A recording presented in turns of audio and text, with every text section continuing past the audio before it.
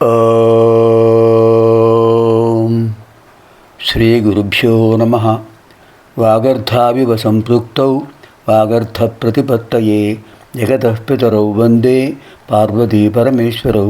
శృతిస్మృతిపురాణానాం ఆలయం కరుణాలయం నమామి భగవత్పాదం శంకరం లోకశంకరం. శివానందలహరి 46వ శ్లోకంలో ప్రవేశిస్తున్నాం.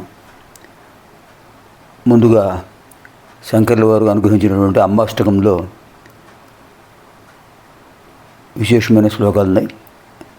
ఆ శ్లోకాలు కూడా మనం ఒకసారి చదివి తర్వాత శివానందలహరిలో ప్రవేశిద్దాం. ద్వైపాయన ప్రభృతి శాపాయుధ త్రిదివసోపానధూళిచరణ పాపాపహస్వమనుజాపానులీన జనతాపాపనోద నిపుణా నీపాలయాసురభిధూపాలకా దురితకూపాదుదంచయతు మాం రూపాధికా శిఖరి భూపాల వంశమణి దీపాయుత భగవతి. ఏమి ఛందస్సు అండి! వ్యాసుల వారు మొదలైన వాళ్ళందరూ కూడా అమ్మవారి పాదాలను పూజించారు. ఆ ధూళిని వాళ్ళు శిరసావహించారు. తత్ఫలితంగానే వాళ్ళు అంత గొప్పవాళ్ళు అయ్యారు. మహారాజులు కూడా అమ్మవారి పాదపద్మాలను సేవించి గొప్పవాడయ్యారు.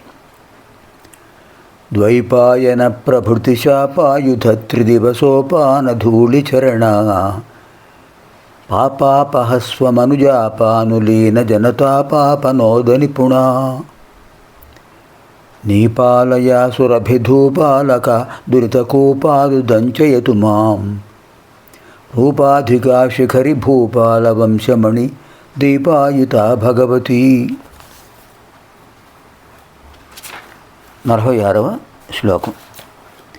ఆకీర్ణే నఖరాజికాంతి విభవైరుజ్యత్ సుధా వైభవైః ఆదౌ తేపి చ పద్మరాగలలితే హంసవ్రజైరాశ్రితే నిత్యం భక్తివధూగణైశ్చ రహసి స్వేచ్ఛావిహారం కురు స్థిత్వా మానసరాజహంస గిరిజానాథాంఘ్రి సౌభాంతరే. హే మానసరాజహంస, గిరిజానాథాంఘ్రి సౌధాంతరే స్థిత్వా స్వేచ్ఛావిహారం కురు. రూపకాలంకారం. మానసరాజహంస సంబోధన. ఓ మనస్సు అనేవాడు రాజహంస. నఖరాజికాంతి విభవై, గోళ్ల కాంతుల యొక్క సౌభాగ్యంతో, ఆకీర్ణే నిండినటువంటి, ఉజ్జత్ సుధా వైభవై, అమృత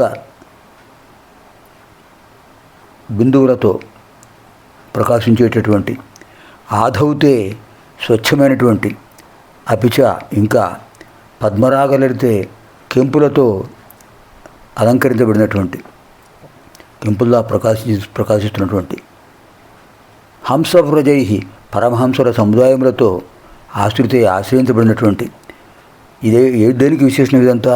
గిరిజానాథాంఘ్రి సౌధాంతరే, ఆ పరమేశ్వరుడు యొక్క పాదములనేటువంటి ఒక ఆ సౌధంలో స్థిత్వా ఉండి, రహస్య ఏకాంతంగా భక్తి వధూగణైశ్చ, ఆ భక్తి అనే రాజహంసికల సముదాయాలతో నిత్యం ఎల్లప్పుడూ స్వేచ్ఛావిహారం కురు, స్వేచ్ఛగా సంచరించు.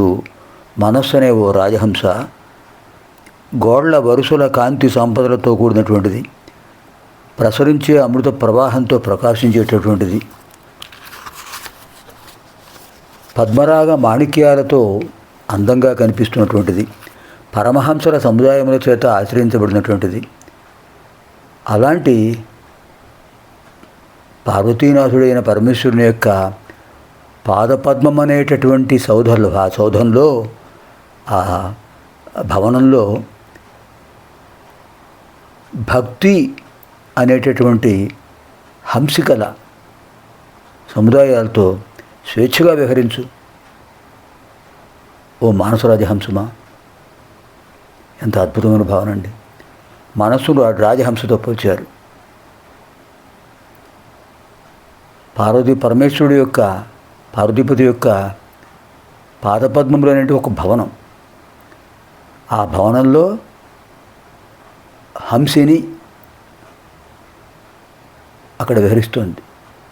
ఈ రాజహంస ఆ హంసిని దగ్గరికి వెళ్ళి ఆ హంసిని కూడా భక్తి తాత్పర్యాలతో స్వామివారిని సేవిస్తుంది. అక్కడ స్వేచ్ఛగా విహరించు, స్వామివారిని దర్శించు. ఎంత అద్భుతమైన శ్లోకం. ఆకీర్ణే నఖరాజికాంతి విభవై ఉద్యత్సుధా వైభవై ఆధౌ తేపి చ పద్మరాగలలితే హంసవ్రజైరాశ్రితే నిత్యం భక్తివధూగణైశ్చరహసి స్వేచ్ఛావిహారం కురు స్థిత్వా మానసరాజహంస గిరిజానాథాంఘ్రి సౌధాంతరే. సర్వేభ్యః పార్వతీపరమేశ్వరి దివ్యానుగ్రహప్రాప్తస్తు. శుభం భవతు. స్వస్తి.